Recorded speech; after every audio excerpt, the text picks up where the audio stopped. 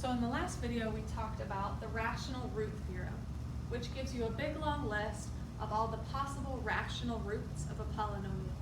But how do we tell if those roots are actual roots? These are just possibly the roots.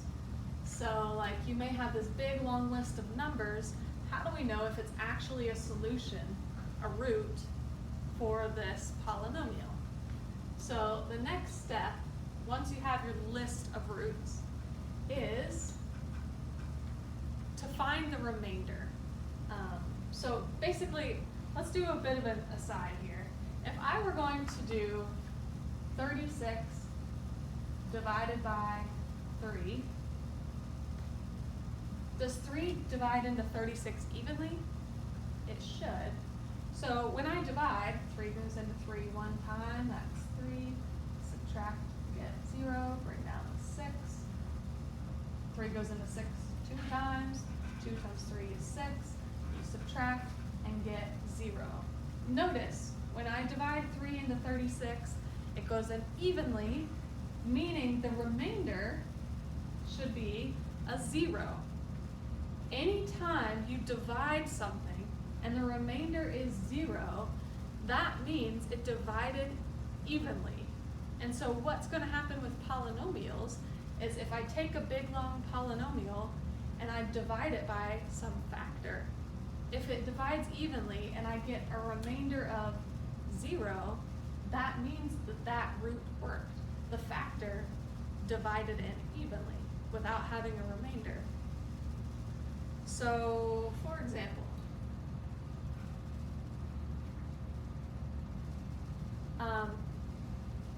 in the past, the way you've found remainders is you've done long division.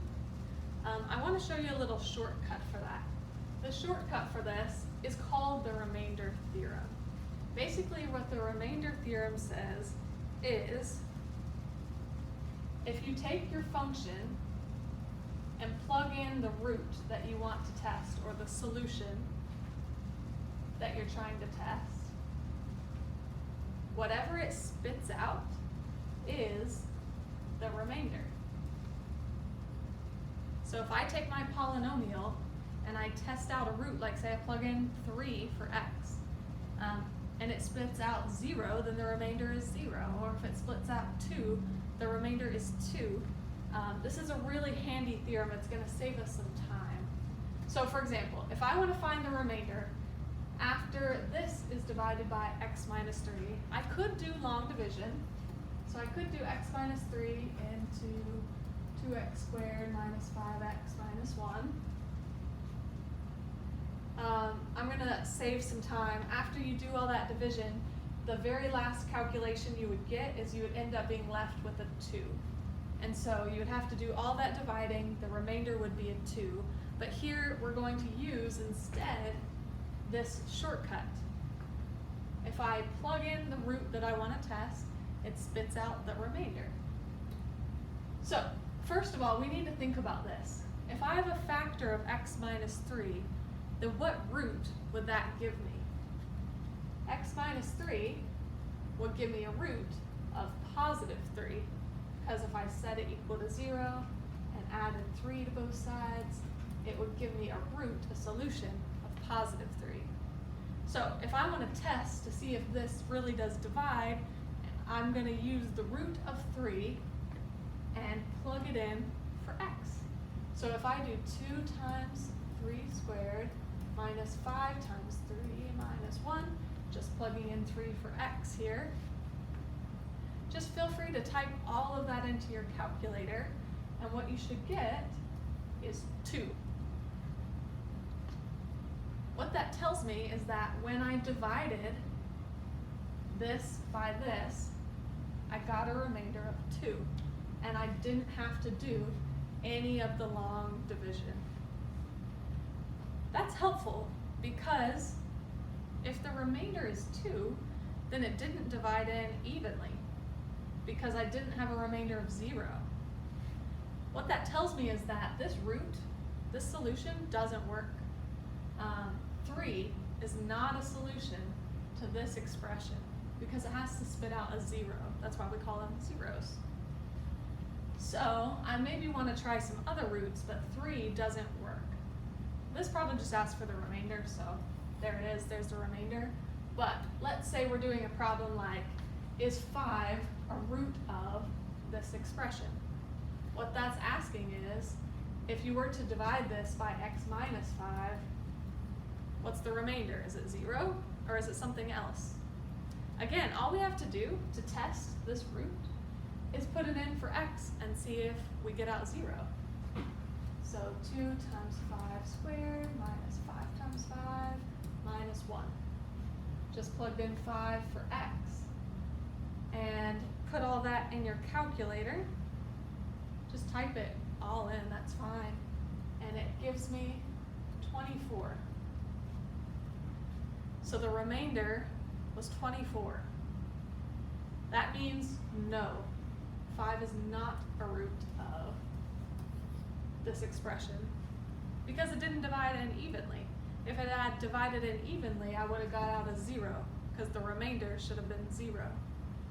So no, 5 is not a root of that expression. Okay, so that's the remainder theorem. Now we're going to go through an example of actually finding all the roots of a polynomial.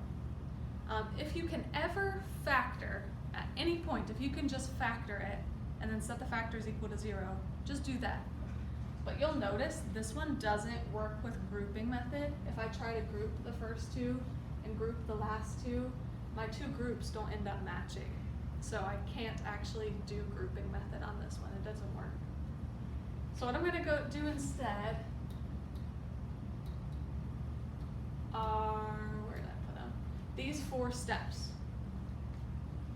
See how many roots there are, list out the possible rational roots, then you're gonna have to pick some and test them with the remainder theorem, and then eventually you'll be able to do, you'll have to do some long division and bump the polynomial down to something you can just factor. I know that's a lot of steps and these are going to be pretty involved problems, so just prepare yourself. Alright, first thing, I know that there are 3 roots because the degree is 3. So there are 3 roots. I need to find all 3. Okay. I don't know if they're real, if they're complex, but what I'm going to do next is list out the possible rational roots.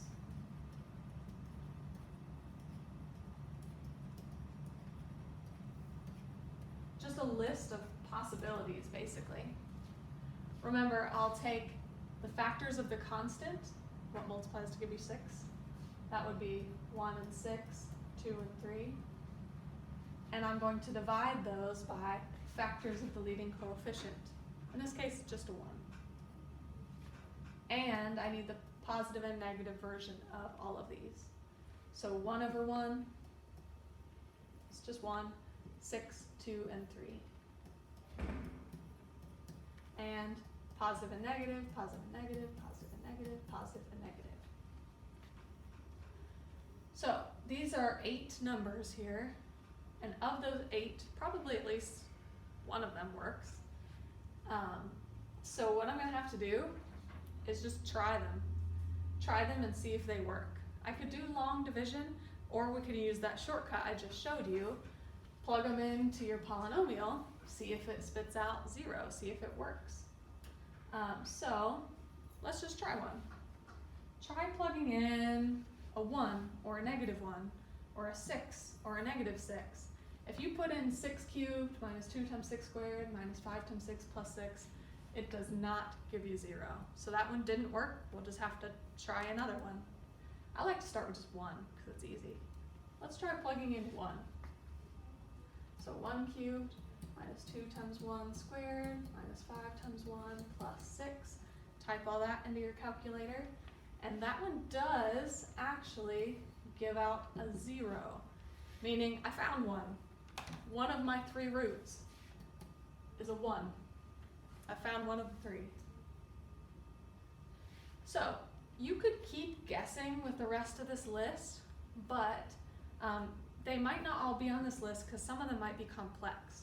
So once you find a root, what you need to do is do some long division. I'm going to write down my polynomial here.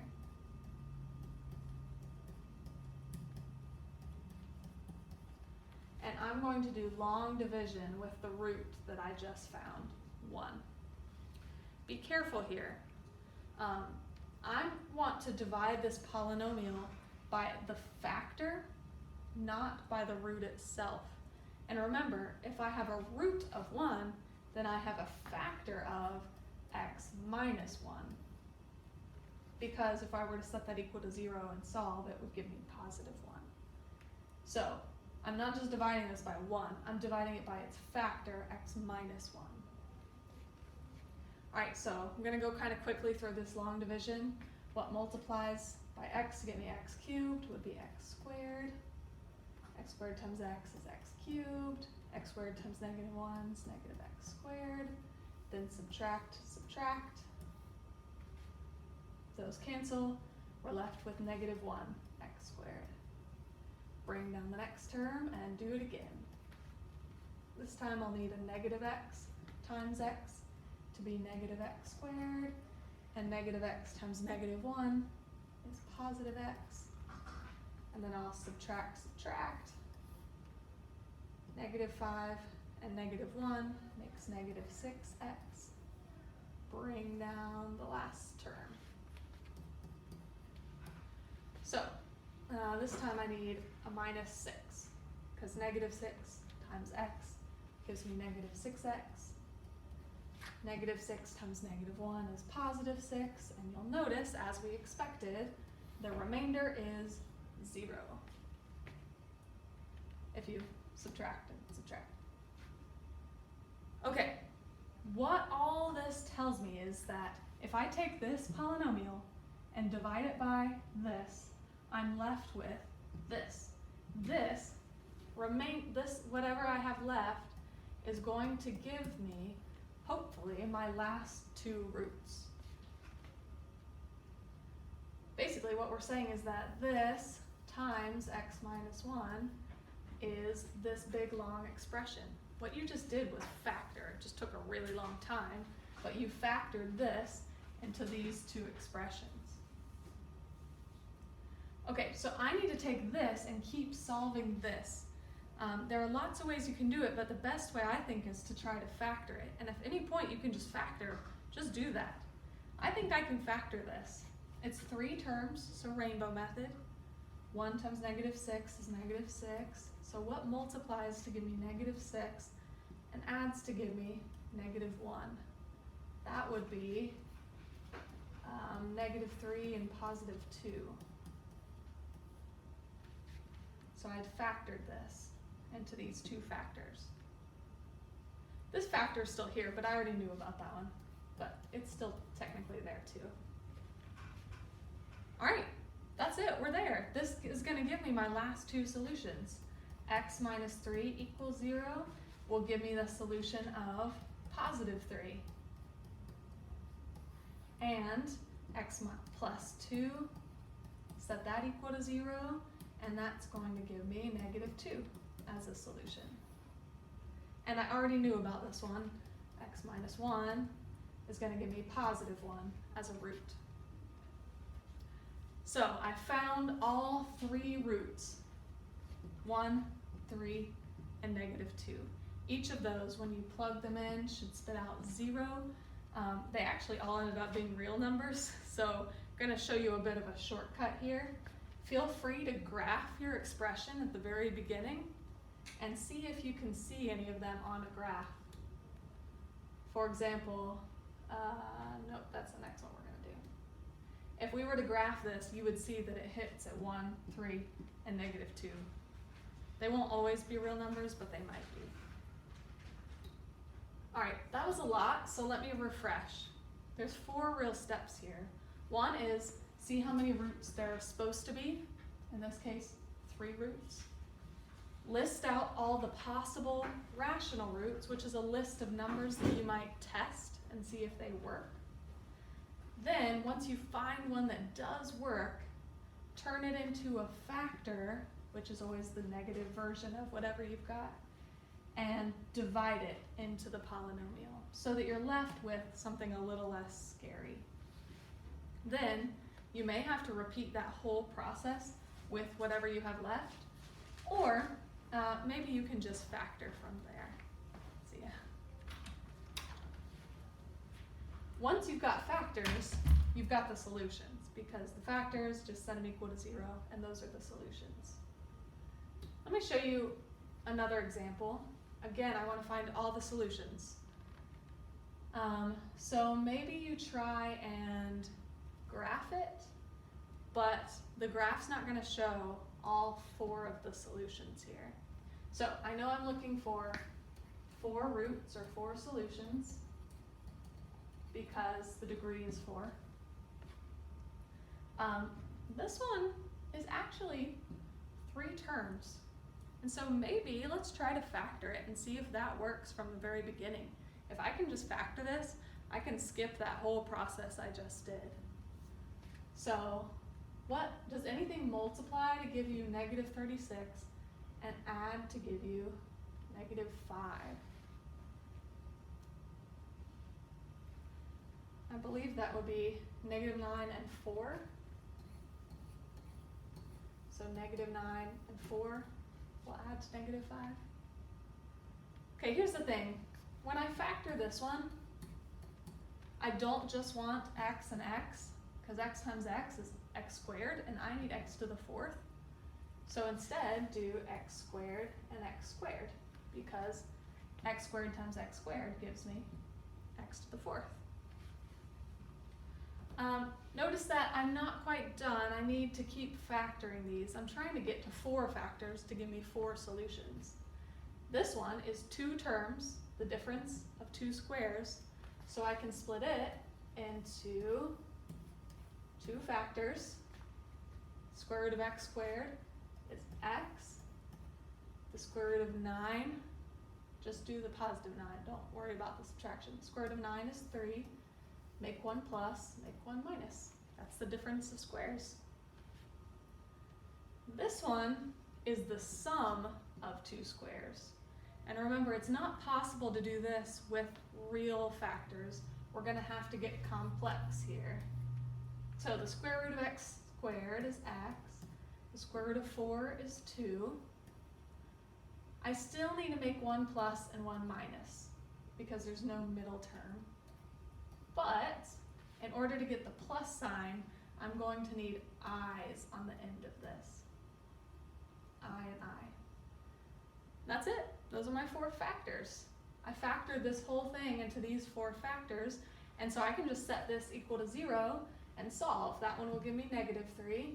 If I set it equal to 0 and set that one equal to 0 and this equal to 0 and this equal to 0 and solve each of those, this will give me negative 3, this will give me positive 3, this will give me negative 2i, and this will give me positive 2i. That's it. Those are my 4 solutions, and I didn't have to worry about doing all this mess because I could just factor. So sometimes it works out like that.